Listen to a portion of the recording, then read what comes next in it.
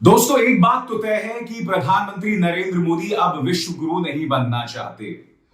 जिस तरह से ब्रिटिश ब्रॉडकास्टिंग कॉर्पोरेशन यानी बीबीसी पर इनकम टैक्स सर्वे आज भी जारी है, मुझे नहीं लगता कि प्रधानमंत्री नरेंद्र मोदी को इस बात की बिल्कुल भी परवाह है कि अंतर्राष्ट्रीय तौर पर इसका असर उनकी अपनी छवि पर क्या पड़ रहा है और देश की छवि पर क्या पड़ रहा है। और जैसा कि आप देख सकते हैं, इनके पालतू न्यूज चैनल्स जो हैं वो किस तरह का प्रोपेगेंडा बीबीसी के खिलाफ चला रहे हैं। ना सिर्फ बीबीसी के खिलाफ प्रोपेगेंडा, बल्कि ये तक कह रहे हैं कि कांग्रेस जो है वो भ्रष्टाचारी के साथ खड़ी है। सबसे पहले मैं इन तमाम पापा के पप्पुओं, पापा की परियों को याद दिलाना चाहूंगा कि जब भारतीय जनता पार्टी विपक्ष में थी, तब स्वयं प्रधानमंत्री जो गुजरात के मुख्यमंत्री थे, उन्होंने बीबीसी की तारीफ में क्या कहा था। मैं चाहूंगा आप उनके एक एक शब्द पर गौर करें और फिर मैं उसकी चर्चा करता हूं। सरकार की व्यवस्था पर भरोसा होता तो प्राइवेट सिक्योरिटी पर भरोसा नहीं होता।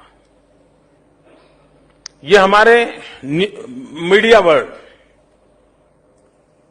जब तक हमारे देश में आकाशवाणी थी, दूरदर्शन थी, लिमिटेड अखबार थे, तब तक आम आदमी के बीच बात क्या होती थी, ये कहते थे यार ये तो मैंने बीबीसी पे सुना है, यानी उससे हमारे देश की आकाशवाणी कह रही है भरोसा नहीं, दूरदर्शन कह रहा है भरोसा नहीं, अखबार इतने खर्चा करके निकल रहा है भरोसा नहीं। वो कह रहा नहीं यार मैंने बीबीसी पर सुना है। अब ये जो क्रेडिबिलिटी है, सरकार की व्यवस्थाओं पर से भरोसा उठ जाना, ये मैं समझता हूं बहुत ही बड़ा खतरा है। और जब व्यवस्थाओं पर से भरोसा उठ जाए तो व्यक्ति अलग रास्ते खोजता है। जब न्याय पर से उसका भरोसा उठ जाए तो खुद ही न्याय करने की दिशा में चला जाए। यही नहीं दोस्तों, एबीपी न्यूज के शाजी जमा को दिए गए इस इंटरव्यू में एबीपी न्यूज के संपादक शाजी जमा ने उनसे पूछा था कि क्या मीडिया को प्रधानमंत्री मोदी से डरना चाहिए। तो आप जानते हैं प्रधानमंत्री ने इस इंटरव्यू में क्या कहा, अरे डरने की क्या बात है, अगर मीडिया डरेगी तो काम कैसे करेगी, और अगर मीडिया डरेगी तो मैं खुद उनको लेकर चलूंगा कि डरो मत, सवाल पूछो।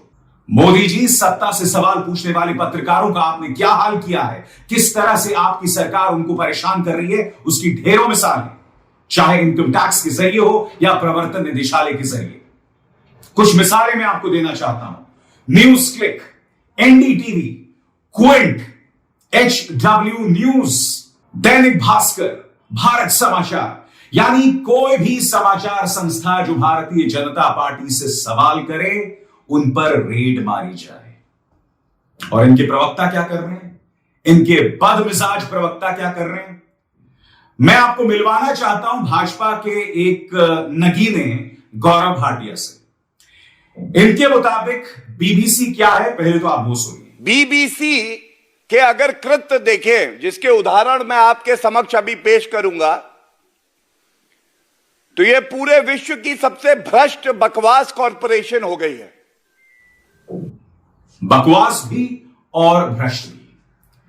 कभी कभी हमारे सत्ताधीशों को अपने गिरेबान में भी झांक कर देख लेना चाहिए। मगर बात यहां नहीं रुकती। गौरव भाटिया यहां क्या कह रहे हैं, यहां ये भी कहते हैं कि घबराने की क्या जरूरत है, इनकम टैक्स को अपनी कार्रवाई करने दीजिए, दूध का दूध और पानी का पानी हो जाएगा। मैं चाहूंगा आप इनकी ये बात सुने और फिर मैं उसकी चर्चा करता हूं। के कानून को मानना होगा, उसका पालन करना होगा। अगर कुछ गलत किया नहीं है, कानून का पालन किया है, तो फिर डर कैसा, फिर चिंता कैसी। आयकर विभाग को अपना काम करने दिया जाना चाहिए और दूध का दूध और पानी का पानी हो जाना चाहिए। मैं गौरव भाटिया को एक बात बतलाना चाहता हूं। अक्सर दोस्तों, जो प्रक्रिया होती है ना, वही सजा होती है। और यह मैं अपने तजुर्बे से कह सकता हूं, क्योंकि इसी इनकम टैक्स विभाग ने मेरे खिलाफ 13 से 14 करोड़ की टैक्स चोरी के केसेस खोले थे। मैं जानता था कि कई सालों तक मुझे इनकम टैक्स विभाग जाना पड़ा। यह बात अलग है कि मैं वो केस जीत गया, मगर आपको हर महीने, हर 2 महीने 5-5, 6-6 घंटे बिठाकर रखा जाता है। यह अपने आप में परेशान करने से कम कुछ नहीं होता दोस्तों। यानी कि प्रक्रिया ही परेशान करने का जरिया, सजा देने का जरिया बन जाती है। और मैं आपको बताना चाहता हूं कि इनके न्यूज चैनल्स क्या कर रहे थे दोस्तों। मानो सबको एक टूल किट मिल गया है। सबसे पहले कांग्रेस का बीबीसी बचाओ प्लान, बीबीसी भ्रष्ट कांग्रेस को कष्ट, कांग्रेस को घेर लिया, क्योंकि जाहिर सी बात है कांग्रेस ने इस पर कड़ी प्रतिक्रिया दी थी। आगे देखिए साहब, कांग्रेस का बीबीसी बचाओ प्लान, बीबीसी ने बनाया महागठबंधन। क्यों?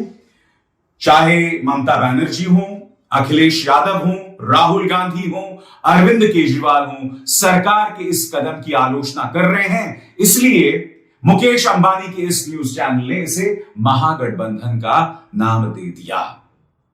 दोस्तों बात वहां नहीं रुकती। यह भी आरोप लगाया जा रहा है कि बीबीसी को चाइनीज पैसा मिल रहा है। मैं आपसे कुछ सवाल पूछना चाहता हूं। क्या आप मुझे बतलाने का कष्ट कर सकते हैं कि प्रधानमंत्री का जो पीएम केयर्स फंड है, उसमें कितनी चाइनीज कंपनियों का हाथ है, कितनी चाइनीज कंपनियों का योगदान है? हाथ कंगन को आरसी क्या दोस्तों, आपके सामने ये लिस्ट है उन तमाम चाइनीज कंपनी की जिन्होंने पीएम केयर्स फंड में योगदान दिया। मसलन चाइनीज कंपनी टिकटॉक ने प्रधानमंत्री केयर्स फंड में दिए 30 करोड़ रुपए, शाओमी ने दिए 10 करोड़ रुपए, हुआवे ने दिए 7 करोड़ रुपए और एक और चाइनीज कंपनी वन प्लस ने पीएम केयर्स फंड में दिए 1 करोड़ रुपए। और ये ना भूलें, भारतीय जनता पार्टी और संघ परिवार का एक पूरा प्रतिनिधिमंडल जो है वो चाइना गया था। मध्य प्रदेश के मुख्यमंत्री शिवराज सिंह चौहान ने तो यह तक कहा था कि बीजेपी और चाइना की कम्युनिस्ट पार्टी में एक लंबा रिश्ता है। इन तमाम मुद्दों पर क्या कहेंगे पापा के पप्पू और पापा की परियां? यही नहीं दोस्तों, मैं आपको याद दिलाना चाहूंगा, कांग्रेस के प्रवक्ता ने यह तक कहा था कि जम्मू कश्मीर में एक संवेदनशील प्रोजेक्ट में जिम्मेदारी एक चाइनीज कंपनी को दी गई जिसका रिकॉर्ड खराब है। क्या इन तमाम पापा के पप्पुओं या पापा की परियों ने यह सवाल उठाया जो कायदे से उठाना चाहिए? याद कीजिएगा पवन खेरा ने क्या कहा था, सुनते हैं। क्या मजबूरी थी? विश्व बैंक ने पाबंदी लगाई, ब्लैकलिस्ट किया अमेरिका ने, ब्लैकलिस्ट किया यूरोप ने, और डोंगफेंग को एक महत्वपूर्ण बॉर्डर स्टेट का स्मार्ट मीटर का ठेका, माफ कीजिएगा, मोदी जी ने दिया। क्यों दिया? ये तमाम मुद्दे थे दोस्तों। और मुझे ताज्जुब ये हो रहा है कि टाइम्स नाउ नव भारत में ये कार्यक्रम हुआ और इस कार्यक्रम में ये याद दिलाया गया कि 1968 में स्वर्गीय इंदिरा गांधी ने बीबीसी पर 2 साल की पाबंदी लगा दी थी और उसके बाद 1975 में जब आपातकाल हुआ तब भी पाबंदी लगा दी गई थी। यानी कि आपको प्रधानमंत्री नरेंद्र मोदी को जायज ठहराने के लिए इतिहास के काले पन्नों को टटोलना पड़ता है।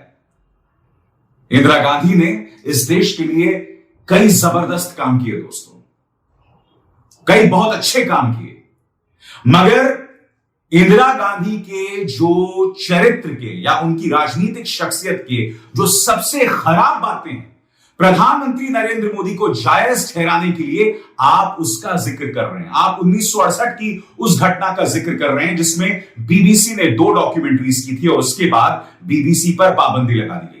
वैसे मैं आपको बता दूं, वो जो 2 डॉक्यूमेंट्रीज की गई थी उसके बाद पहले तो इन डॉक्यूमेंट्रीज पर पाबंदी लगाई गई और फिर बीबीसी पर पाबंदी लगा दी गई थी 2 साल के लिए, यह कहते हुए कि वो एक तरफा है, वो देश विरोधी है। मैंने वो डॉक्यूमेंट्री नहीं देखी दोस्तों, इसलिए मैं नहीं कह सकता कि वो देश विरोधी थी या नहीं थी, मगर अगर वो एक तरफा थी तब भी उस पर पाबंदी नहीं लगाई जा सकती, बिल्कुल भी नहीं लगाई जा सकती। आप उनकी पत्रकारिता पर सवाल खड़े कर सकते हैं, आप उनकी शिकायत कर सकते हैं प्रेस काउंसिल ऑफ इंडिया में, मगर पाबंदी लगा देना, यानी कि इंदिरा गांधी ने जो गलत किया आप उसकी मिसाल दे रहे हैं प्रधानमंत्री नरेंद्र मोदी को जायज ठहराने के लिए। मगर मैं आपसे कुछ और पूछना चाहता हूं। चलिए 2 मिनट के लिए मैं मान लूं कि जिन 2 डॉक्यूमेंट्रीज पर इंदिरा गांधी ने पाबंदी लगाई थी वो भारत विरोधी थी, मगर प्रधानमंत्री नरेंद्र मोदी पर द मोदी क्वेश्चन, गुजरात के दंगों पर जो डॉक्यूमेंट्री की गई, वो देश विरोधी कैसे हो गई? वो तो प्रधानमंत्री नरेंद्र मोदी पर सवाल था ना, तो वो देश विरोधी कैसे हो गया भाई? Modi is not India. प्रधानमंत्री नरेंद्र मोदी भारत नहीं है।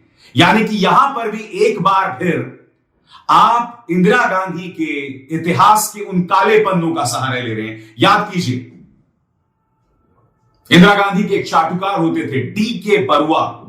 उन्होंने कहा था India is Indira, Indira is India.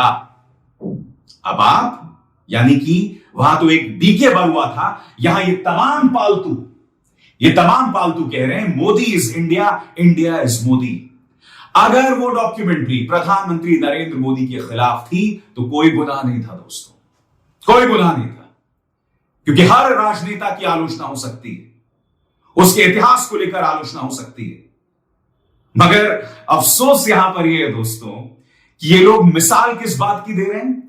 ये लोग मिसाल दे रहे हैं तमाम जो कांग्रेस के काले पन्ने रहे उसकी मिसाल दे रहे हैं।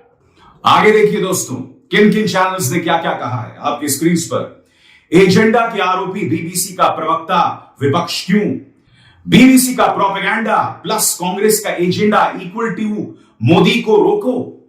आप जानते हैं सबसे हास्यास्पद बात क्या?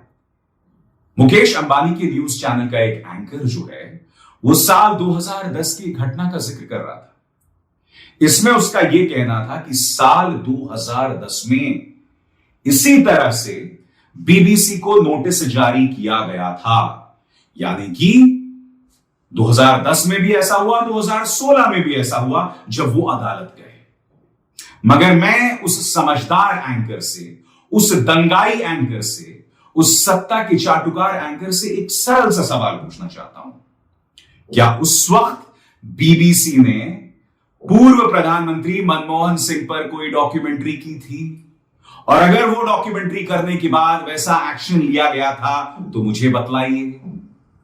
मैं फिर कह रहा हूं दोस्तों, प्रधानमंत्री नरेंद्र मोदी की सरकार के इस एक्शन को जायज ठहराने का इनके पास कोई तर्क नहीं है। उलूल जुलूल वाहियात तर्क देते रहो, देश को इसी तरह से बदनाम करते रहो। मैं फिर दोहराना चाहूंगा, अगर कोई चाइनीज कंपनी बीबीसी को स्पॉन्सर कर रही है तो जांच करो, मगर हमें भी अपने गिरेबान में झांकना पड़ेगा, क्योंकि पीएम केयर्स फंड में 1 नहीं 2 नहीं 3 कम से कम 3 चाइनीज कंपनियों का जो है वो पैसा गया था। जम्मू और कश्मीर के अंदर ये ना भूलें किस तरह से एक चाइनीज कंपनी एक संवेदनशील प्रोजेक्ट में लगी हुई थी। ये तमाम तथ्य हैं जिससे हम मुंह नहीं मोड़ सकते। हकीकत यह है दोस्तों, और इसके अलावा कुछ नहीं। मगर मैं दावे के साथ कह सकता हूं, ये सवाल कभी नहीं पूछे जाएंगे, जो अपने आप में कितनी बड़ी त्रासदी है। अभिसार शर्मा को दीजिए इजाजत। नमस्कार। स्वतंत्र और आजाद पत्रकारिता का समर्थन कीजिए, सच में मेरा साथी बनिए। बहुत आसान है दोस्तों, इस ज्वाइन बटन को दबाइए और आपके सामने आएंगे ये 3 विकल्प, इनमें से एक चुनिए और सच के इस सफर में मेरा साथी बनिए।